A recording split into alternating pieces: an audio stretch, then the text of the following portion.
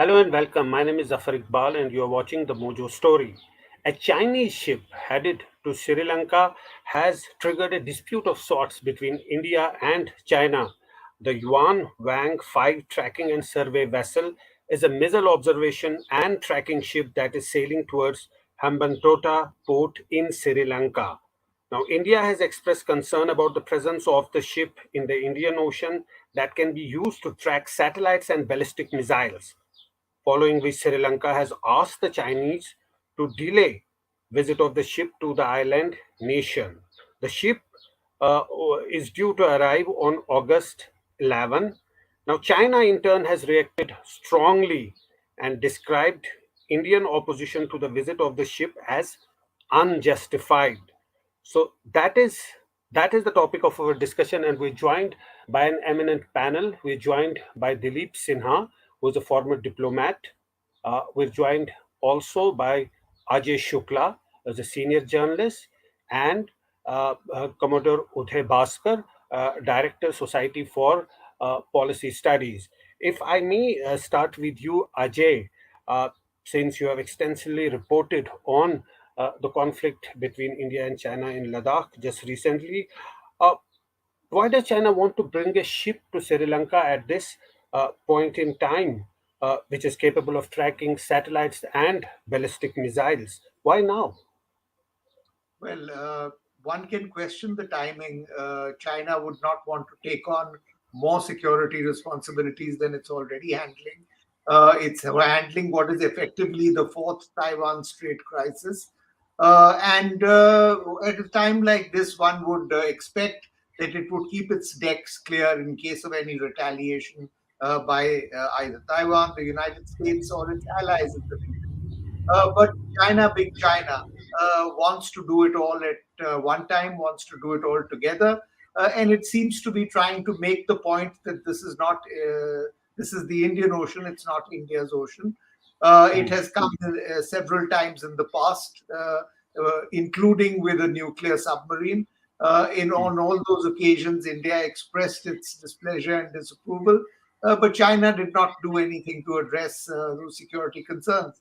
So it's China trying to display that it's a big ship, I beg your pardon, a big power in the region, that it will do what it wants in order to sort of monitor the area, look after the area, including by sending ships like this one, which allegedly, nobody is really sure about what capabilities the ship has, but figures of 750-kilometer surveillance range are being quoted.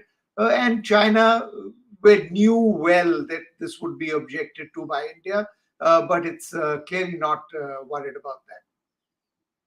Absolutely. And China knew that obviously India will raise concern, but still it goes ahead. But at the same time, it assures that there are no ulterior motives and it's not breaking any international laws. Dilip Sinha? China sets its own laws, plays by its own rules. Now, if you contrast this with the visit of Nancy Pelosi to Taiwan, which was a civilian speaker of a house visiting Taiwan, and Yeah. China has deployed its entire military and navy and is threatening to attack Taiwan. Yes. Now, Nancy Pelosi could not have added to China's insecurity by any way. It was Mm, at best some kind of a diplomatic move by the US. mm, But in the case of Sri Lanka, we have a ship that is a research vessel, as China calls it. But China mm. also has a policy, as we all know, of civil military fusion, which means any civilian company also has to act as a front for the army. So whatever information it collects has to go to the military as well. So in this civil military fusion, you cannot separate any research vessel from the military. And here is China sending a military vessel right into the heart of India, into a port that it has taken forcibly from Sri Lanka, which would have been objected to by any other country in the world. But China, of course, doesn't care for this. China believes that India is a South Asian power or a country, and it to stay within the subcontinent. Anything outside the subcontinent is beyond India's reach because India is a regional power. Yeah. And whether it is north of India or south of India in the Indian Ocean, all that belongs to China as the preeminent Asian power and a global power. So India must stay in its place, and any objection that India raises regarding these visits to Sri Lanka, etc., all those are absolutely unfounded, and as China calls it, senseless. Yeah. So it's a signal to India, knowing very well that India will react in the way that India has reacted, but still, China went ahead and gave that signal to India that you be within your domain, don't try to have ambitions greater than that. That's the case. That's the case, absolutely. China is made it absolutely clear that India is a continental power. It should stay within the subcontinent and not have ambitions either into the Indian Ocean, in the south, or anywhere north into Central Asia, etc. Those are beyond India's domain. But Commodore Uday Bhaskar, coming to you, what about Sri Lanka? Sri Lanka is walking a very, it's a tightrope walk for Sri Lanka. On one hand, India is helping Sri Lanka to rebuild its collapsing economy. On the other hand, China has also, committed assistance. What will Sri Lanka do in this situation? They have asked China to defer it. Obviously, they have not asked China to call it off.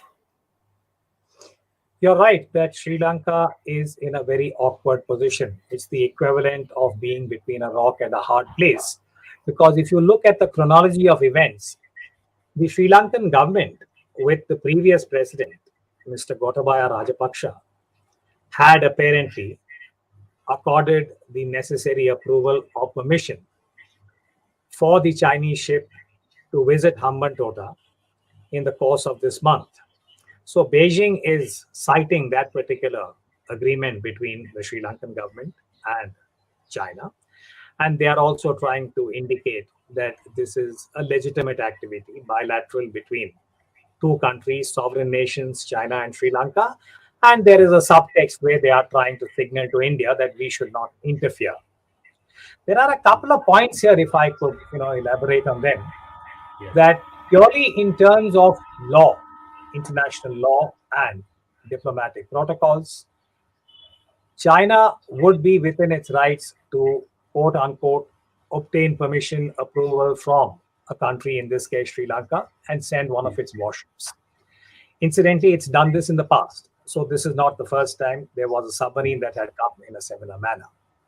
Now, as far as India is concerned, these would be deemed to be, quote unquote, unfriendly, because there is anxiety, concern, and I think my other co-panelists have pointed out that this is a ship that has a certain capability for surveillance, and that it could also lead to a greater degree of what you might call as intrusive activities.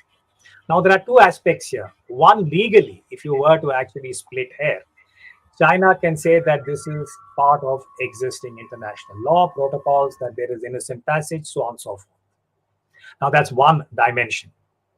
The second, of course, is the political and what I would call as the flexing of military and naval muscle. Now, a hypothetical scenario is that India sends one of its ships, citing international law and arrangements, protocols bilaterally.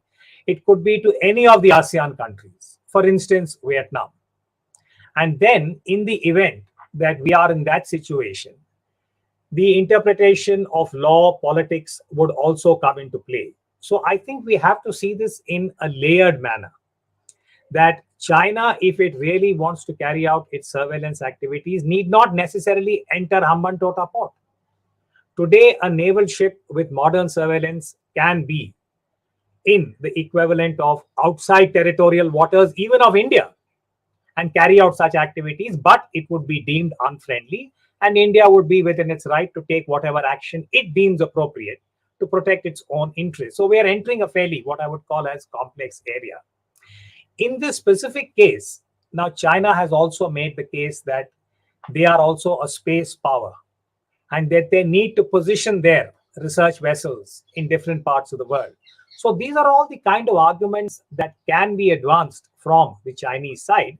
But at the end of the day, if China indeed wanted to bring this particular vessel into Sri Lanka, it would have been very desirable if India had also been kept in the loop in the appropriate way. But that is not possible in a post-Galwan situation. So I think we have to live with the reality, as Ambassador Sinha has just pointed out, that there is a realpolitik kind of element wherein China is trying to signal that whether it is in relation to Galwan or it is currently in relation to Hambantota and how China believes that it has a right to bring its own naval vessels. It is, in a way, cocking a snook, if I may put it that way, in a rather crude way. And India has to, I think, assess the realpolitik dimension of this. This is flexing of muscles. China did this in the South China Sea. China did this in Galwan. And China is now doing this in the Indian Ocean region that is proximate to the Indian Peninsula. Zaffar? India do, Ajay, besides giving out those reactions, even Sri Lanka saying that hold on the visit for some time, but Chinese it seems will go ahead. India, can it send a ship into those disputed waters, which can obviously be a tit for tat for China? And if not, then that is actually showing India that where it belongs to, and China becomes, proves a point there and then. India cannot react more than the noises that it has made. Zafar, yeah, I agree with you. I think that while this crisis is playing out, China doing its live fire exercises and so on Yeah, in the Taiwan Straits, it yeah, would perhaps be foolhardy and unnecessary for India to get involved in that particular area. yeah. But at the same time, it is important for India to signal its displeasure. India has done so. And as my eminent co panelists have brought out, we are in a situation where you have a second rising great power asserting itself within its own sort of neighborhood. The United States did exactly this when it promulgated the Monroe Doctrine, which said that, or which sort of placed a sort of a claim, a sort of environment on the waters around of the United States. And the United States, by virtue of the Monroe Doctrine, would have exclusive control and power over these areas. Now, there's a difference between what the United States did and what China is doing, and that is that the United States was the unquestioned power in that region at that stage. China is in a near parity situation. It's got a power like India, which is not too far behind it in military strength. And if India has security concerns over an action that China is doing, over an action that New Delhi feels is interfering with its own security, uh, New Delhi has a much better sort of right to claim, right may be the wrong word, but a sort of backing, secure military backing and the backing of military forces. India was in a better position to sort of claim its rights than America's neighbors ever were. So, in an environment like this where great powers are rising, other powers are declining, India as a second rung power is rising. I don't think China can be in a position where it just dismisses India's claims and says we will do exactly what we want.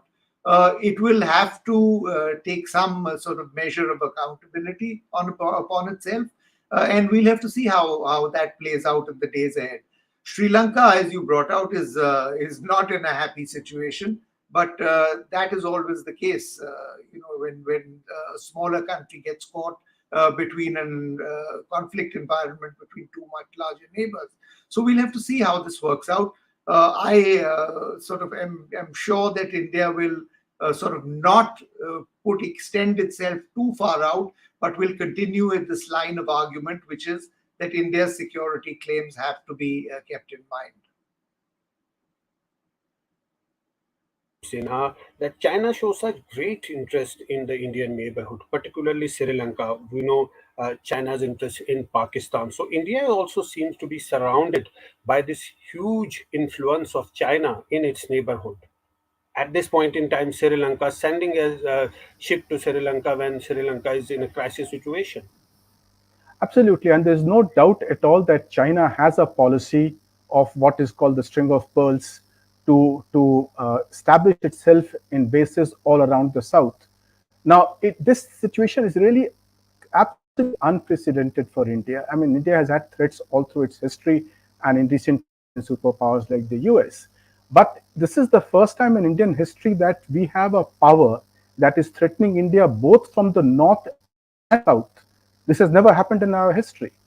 So we have to look at this threat as a completely new threat that is a much more difficult threat because other superpowers, well, apart from Britain that came into from the sea and was targeting India, the US never really targeted India as such.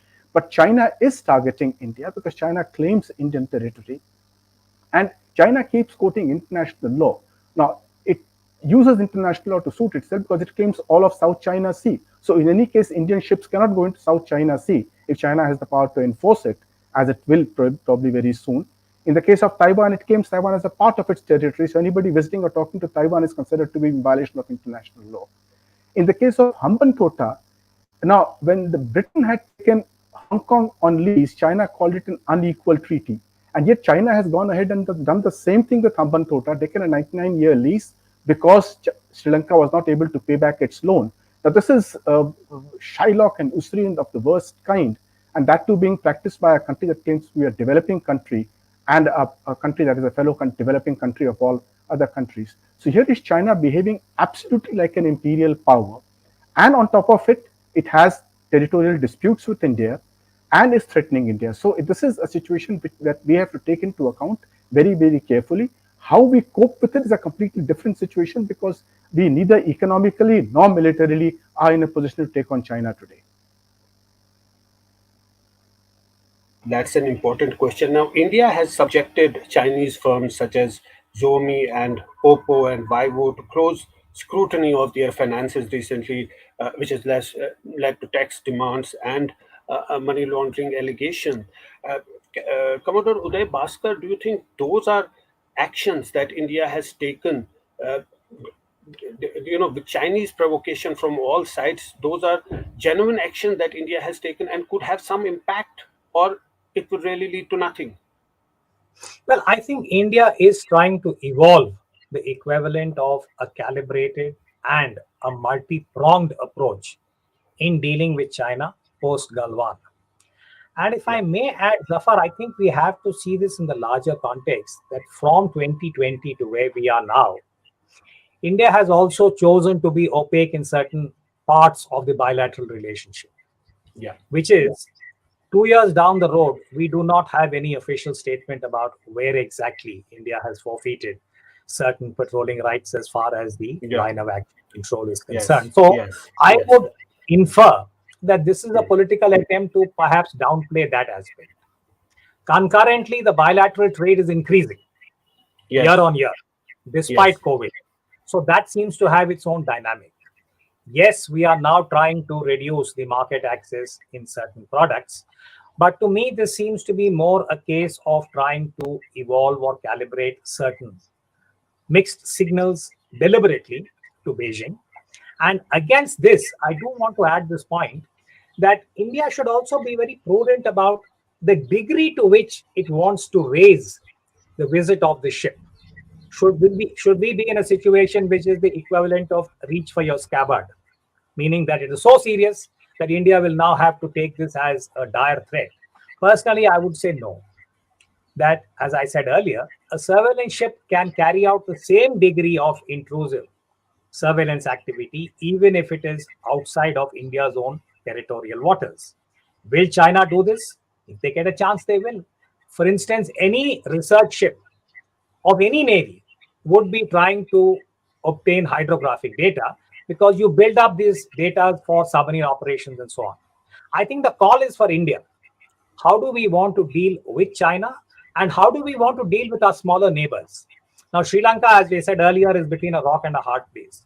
Do we want to put more pressure on Sri Lanka and force them into an either or choice? Personally, I would say no, that we have to live with this reality that China is going to increase its presence as far as the South Asian neighborhood is concerned, whether it's a Sri Lanka or a Bangladesh, as we have seen, and now in Myanmar is another country where there is a lot of turmoil. So I think there are many issues that India has to keep in mind while dealing with this particular incident of the surveillance ship. It's not desirable. If it had not come, that would have been the ideal situation. But it's been in the pipeline since, as I said, the previous president, Mr. Rajapaksa, was in office and gave that permission. And China has, as I said, deliberately chosen to go ahead, knowing fully well India's sensitivities on the subject. And that is the realpolitik element that India would have to factor in when dealing with China. Zaffar? Counterproductive, Ajay. On one hand, India seeks to restrict Chinese smartphone makers from selling devices cheaper than 12,000 rupees to kickstart its own faltering domestic industry. And on the other hand, the trade between the two countries is growing every year. But If you can, yeah, yeah. over the last 2 years, you have seen measures taken from the Indian side to perhaps stall that level of growth and to send a warning sort of signal to China that if you are interfering with our security interests and concerns, then we have the power and we have the sort of instruments in place to interfere with your trade interests. Uh, I also think that there has to be a degree of trust between the two great powers of your Asia, between China and India. Uh, India has, over the last decade or even more than that, positioned itself and sort of taken on the role of gatekeeper of the Indian Ocean, of the net security advisor, net security provider in the Indian Ocean. A country that sort of safeguards the shipping lanes from pirates, from unnecessary security threats, and it has performed this role extremely well. Now, in doing so, it has received the support and acquiescence of great powers like America, of other sort of regional states in the Indian Ocean. And if China were to consider the matter carefully, India taking on this role is actually taking a load off China and sort of, taking it on itself, performing a role of safeguarding the global commons. If, on the other hand, China sees this as India posing a threat to China's hegemony in the area, then that takes the whole dynamic into a completely different realm. Yes, yes. India is not trying to assert security control over the area. This is merely a sort of safeguarding of the global commons, and it is something that would be welcomed by a rising power like China for the simple reason that it takes a load off China and sort of leaves China free to do its own sort of interests. China is sort of not playing ball in Looking this at all. not looking it that way. But I have to ask you about Ladakh and the developments there. You extensively covered the Galwan incident. In fact, you broke the story. There is 16 rounds of core commander level talks, and that status quo ante of April 2020 that India seeks has not been restored. Isn't that exactly what China wants? Keep on talking, keep on dragging the matter, and do nothing on the ground.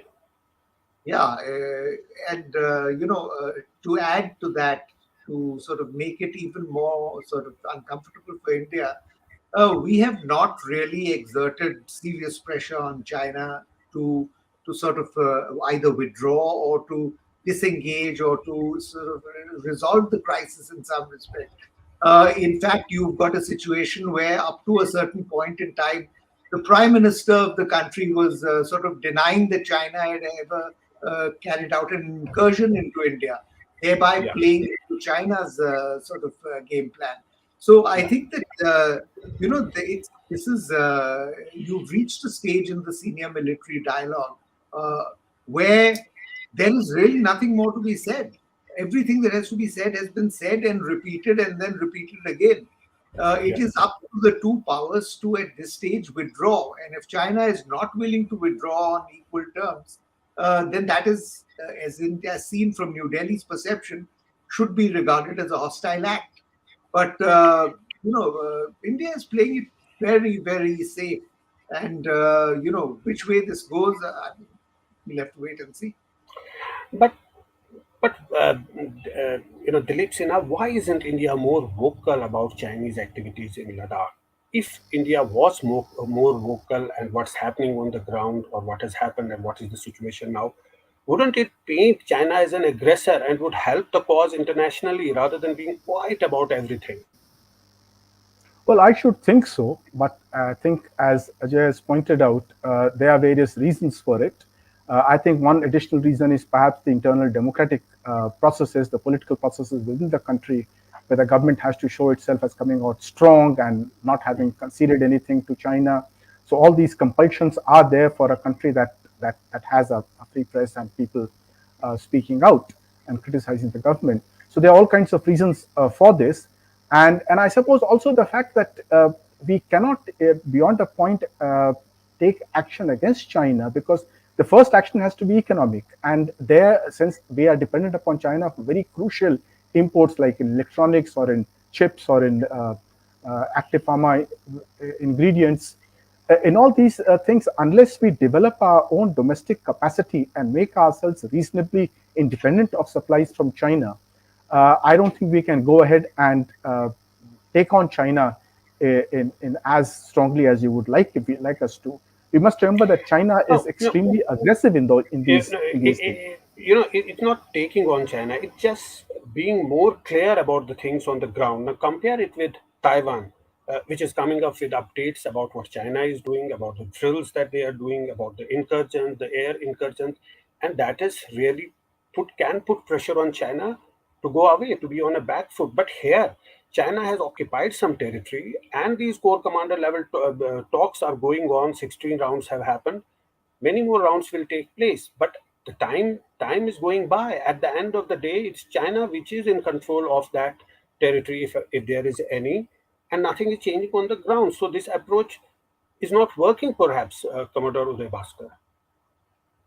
No, clearly, I think, all the facts on the ground would point to the observation that you have made, that we are not going anywhere as far as the post Galwan negotiations and talks between India and China are concerned.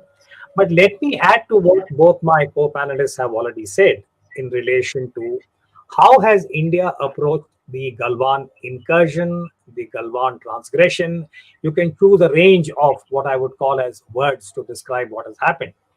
But to me, as an analyst, and this is only to add to what has already been said, the government of India, the Modi government, has chosen to remain opaque. Now, in the first, I would say, few weeks after Galwan happened, and I think Ajay made this point, so did Dilip, the Prime Minister made a statement where he said that actually Yeah, nothing has happened. yeah, Now, we have seen this particular statement being repeated many times in Chinese media, social media, saying that there is no problem, that this is disputed, and this is the way it is.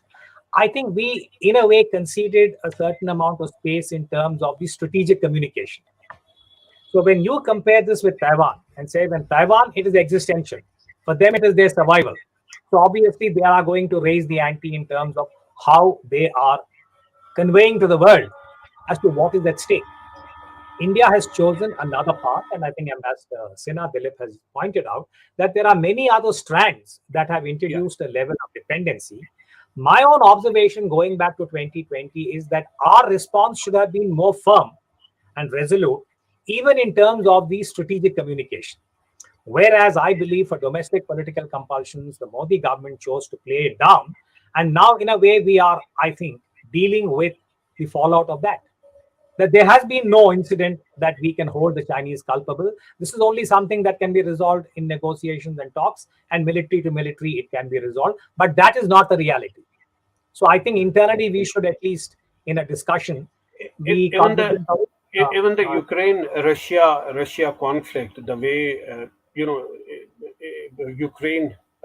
reacted to Russian invasion, and that really caused an impact internationally, rather than being opaque. So I think in the end, it's a lot for India to learn from these developments: Ukraine Russia conflict, what's happened in Taiwan, and now this ship heading to Sri Lanka. And perhaps there are lessons for India to learn and to change its approach, the way it deals with China. Thanks so much. That's all we have in today's panel. today's discussion. Thanks to all our panelists and thanks for watching. It's great to see you here. Thank you for watching our work. If you haven't subscribed yet, don't forget to click the bell icon and subscribe to Mojo Story and support independent, robust journalism.